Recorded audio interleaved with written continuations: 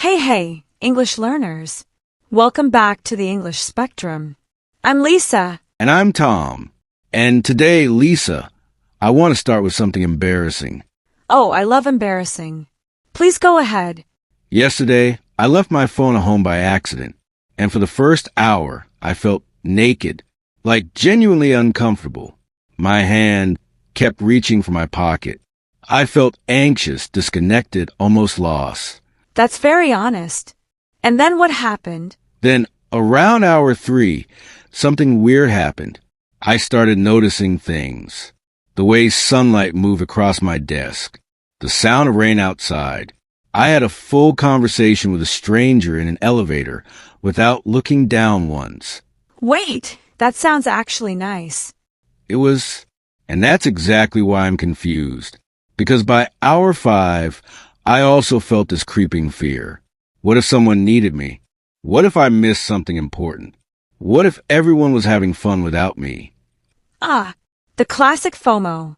Fear of missing out. So you experience both freedom and fear at the same time. Exactly. And that's what today's episode is about. Digital detox. Is it really freedom? Or does it just create a different kind of anxiety? And we're having this conversation in B2 level English, so the language will feel natural, rich, but still clear and comfortable to follow. So don't worry if you don't catch every word. Just stay with us, follow the feeling, and let your English grow naturally. And later, we'll have our word tour where we explain useful vocabulary from today's conversation. Yes, and if you enjoy learning English through honest, meaningful conversations like this, please like, subscribe, and tell us in the comments, have you ever tried a digital detox? Did it feel like freedom or FOMO? We'd love to hear your experience. All right, let's begin. Tom, I think you touched on something really real. Most of us didn't wake up one day and decide to be addicted to our phones. It happened slowly. Yes, it started with convenience. Then it became a habit. Then it became a quiet pressure. Right. And that pressure is tricky. Because on the surface, being available feels like being responsible. You answer messages quickly. You stay updated. You don't want to be the person who says, "Sorry, I was offline." Exactly. There's this unspoken rule now. If you don't reply fast enough, people assume you're ignoring them. If you don't post anything, people assume something is wrong. If you leave your phone at home, you're almost being rude. Yes, and that's where the anxiety comes from. It's not the phone itself. It's the expectation, the invisible agreement that says, you must always be reachable. And that agreement is exhausting. But breaking it feels dangerous. Because breaking it means risking something. What if people get annoyed? What if you miss an opportunity? What if everyone moves on without you? Oof, that last one, it's hard. What if everyone moves on without you? That's the heart of FOMO, isn't it? It really is. FOMO is not just about missing a party. It's about feeling left behind. It's about the quiet fear that your absence won't matter. That life will continue just fine without you. And that fear is so uncomfortable that most people would rather stay connected than feel it. Yes. So we stay. We scroll. We check. We reply. Not because we want to, but because the alternative feels worse. So let's go back to my accidental detox yesterday. The first hour was panic. The second hour was weird. But by the third hour, something shifted. What shifted? I started feeling present. Like really present. I wasn't half listening to anything. I wasn't checking my phone every few minutes. I was just there. And do you know what I realized? Tell me. I realized that most of the things I check are not urgent.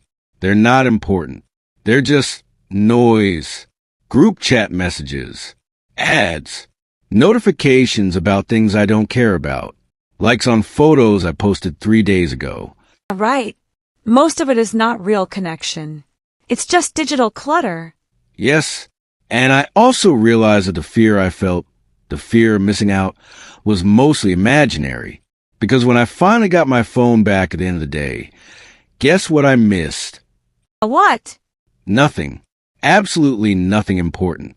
A few memes, one work email that could have waited, and a sale notification from a store I don't even shop at. So the FOMO was a lie?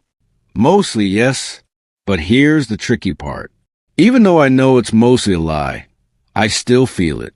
The next time I leave my phone at home, I'll probably feel anxious again. Because fear doesn't disappear just because you understand it. Exactly. Understanding is not the same as healing. And that's why a digital detox feels so complicated. It's not just about turning off your phone. It's about sitting with your own discomfort. Oof. That's beautifully said. Because when you disconnect from the screen, you reconnect with yourself. And sometimes, yourself is uncomfortable to be with. Yes, your own thoughts can be loud. Your own boredom can feel heavy. Your own loneliness can become visible. And that's hard. So maybe the real question is not digital detox, freedom, or FOMO. Maybe the real question is, are you willing to feel uncomfortable in order to feel real? That's a much better question. But Tom, I also think we need to be careful. Because some people talk about digital detox like it's a moral choice. Like if you use your phone too much, you're weak. And if you quit completely, you're enlightened. Oh, I hate that. That's just another form of pressure. Exactly. And pressure is what got us into this mess in the first place. The goal shouldn't be to never use technology. The goal should be to use it without it using you. Yes, and that's where restraint comes in. Not quitting forever. Just creating small boundaries. Like what? Like putting your phone in another room when you eat. Like not checking messages for the first hour after you wake up. Like leaving your phone at home when you go for a short walk. Small things. But they matter. They matter a lot. Because a digital detox doesn't have to be a week in a cabin with no electricity. It can be 1 hour, one meal, one conversation where you don't look down once. And that's the mature version of this conversation. Not dramatic, not extreme, just honest. Right? Because for most people, completely disconnecting is not realistic. Work needs you. Family needs you. Life happens through the phone now. Yes. So the goal is not to escape technology. The goal is to stop being a servant to it. Oof. Stop being a servant to it. I like that. Because right now, for many people, the phone is a master. It interrupts. It demands. It distracts. And we obey. And that obedience is so automatic that we don't even notice it anymore. So a digital detox, even a small one, wakes you up a little. It reminds you that you have a choice. Yes. And that choice is freedom. Not freedom from technology, but freedom to decide when and how you engage. But Lisa, I want to go deeper for a moment, because I think FOMO is not really about missing events. What is it about then? I think FOMO is about a deeper fear. The fear that you are not important enough to be remembered. The fear that if you're not visible, you might as well not exist. Oh, that's heavy. But I think you're right. Because think about it. Why do we post photos? Why do we share updates? Why do we check how many likes we got? Partly because we want to be seen. We want proof that we matter. Yes, and that's not shallow. That's human. We all want to feel that our presence makes a difference. But the problem is, social media turns that healthy need into an addiction. Because the validation is never enough. 100 likes feels good, but then you want 200. One comment feels nice, but then you want 10. Exactly. It's a hunger that can't be filled. Because the problem is not the phone. The problem is inside us. Yes. And that's why a digital detox can feel so uncomfortable. Because when you stop looking for validation outside, you have to face what's inside. And sometimes what's inside is quiet, messy, or lonely. But that's also where real freedom lives. Not in more likes, not in more notifications, but in the quiet ability to say, I am enough, even when no one is watching. That's beautiful. And that's the freedom that a digital detox can offer. Not just less screen time, but a deeper peace with yourself. So let's go back to the title of this episode. Digital detox, freedom or FOMO? I think the honest answer is both. Both? Yes. For the first few hours, FOMO is real. You feel anxious. You feel disconnected. You feel like you're missing something. That's real. We shouldn't pretend it doesn't happen. I agree. When I left my phone, I definitely felt FOMO. But after that initial discomfort, freedom starts to appear. Slowly, quietly, you notice things. You think your own thoughts. You feel present in your own life. Yes, and that freedom feels deeper than the FOMO felt loud. Exactly. FOMO is loud but shallow. Freedom is quiet but deep. And over time, if you practice small digital detoxes, the FOMO gets smaller. And the freedom gets bigger. That's a really helpful way to think about it. It's not that the fear disappears. It's that it becomes less powerful. Yes, and that's the real goal. Not to eliminate fear, but to stop letting it drive your choices. Oof, that's a good place to pause. Now let's slow down and look at some useful words and phrases from today's conversation. First, FOMO. This is an acronym. It stands for fear of missing out.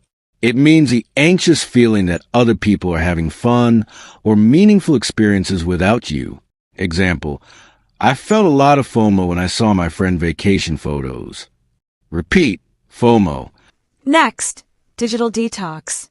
This means a period of time when you stop using electronic devices like phones, computers, or social media to reduce stress and focus on real life. Example, she tried a weekend digital detox and felt much calmer afterward. Repeat, digital detox. Next, naked in a metaphorical sense. In conversation, I said I felt naked without my phone. This means feeling exposed, vulnerable, or uncomfortable because something familiar is missing. Example, he felt naked without his watch, even though he didn't really need it. Repeat, naked metaphorical. Next, noise metaphorical. In the conversation, we called notifications and unimportant messages noise. This means irrelevant, distracting, or meaningless information. Example, most of social media is just noise that keeps you from focusing. Repeat, noise. Next, servant to something. This means being controlled by something instead of controlling it. Example, he realized he had become a servant to his phone, not the other way around. Repeat, servant to. Next, validation. This means recognition or approval from others that makes you feel valued or accepted. Example, many people seek validation through likes and comments on social media. Repeat, validation. Next, shallow versus deep. Shallow means surface level, not serious or meaningful. Deep means profound, meaningful, or emotionally significant. Example, FOMO is a shallow feeling, but freedom is a deep one. Repeat, shallow, deep. And finally, practice small digital detoxes. This means regularly taking short breaks from technology, not necessarily long or extreme ones. Example, instead of quitting social media forever, try practicing small digital detoxes, like 1 hour before bed. Repeat, practice small digital detoxes. Great words, and they really capture the heart of today's conversation. So, Tom, if you had to give one piece of advice to someone who feels trapped by their phone, what would it be? I would say, don't try to quit everything at once. That's a setup for failure. Just try one small thing. Put your phone in another room during dinner. Leave it at home when you take a 15-minute walk. Turn off notifications for 1 hour after you wake up. Small steps.